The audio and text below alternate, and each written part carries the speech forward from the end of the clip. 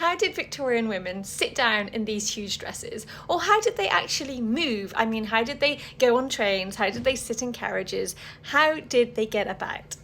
For women to achieve the desired shape, they wore crinolines underneath their dresses and petticoats. The steel-hooped cage crinoline was incredibly popular from the late 1850s onwards, and actually it was very lightweight. Though lightweight, these crinolines could be extremely wide. They actually, at the widest point, reached a circumference of 6 yards. As a result of these great widths, women had to learn a whole new set of rules about how to wear them gracefully, because under no circumstances could you show your ankles.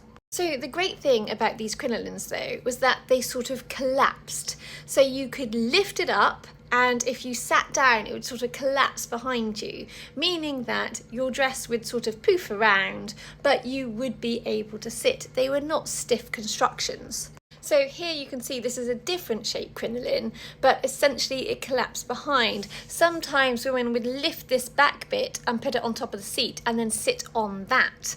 So it required a whole lot of practice in order to do this elegantly. And here's an example. A woman sat down, she's probably sitting on the hoops at the back, and then it sort of fanned out around her in the front. Again, here's another example. Although even if you've mastered how to walk and how to sit, there were still many dangers that you had to avoid. For example, if you're out walking your tiny dog, you will not be able to get through small gaps in fences. And oh my goodness, she is showing her ankles. How sexy, how naughty. And you've got to master going down the stairs because you can't see your feet and your gowns are so wide that you need the help of a gentleman to be walking on the outside to help you, although this of course is satirical. And God forbid your crinoline breaks and you have this embarrassing spiky silhouette. Ugh. Getting into carriages became quite a trial because you had to sort of collapse your crinoline on more than one side, which could prove quite difficult without help.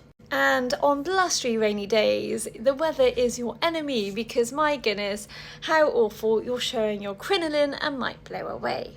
Another danger women had to navigate was avoiding their dresses catching fire. Because of the great widths of their gowns, sometimes when they moved around, they brushed into open fires and caught light.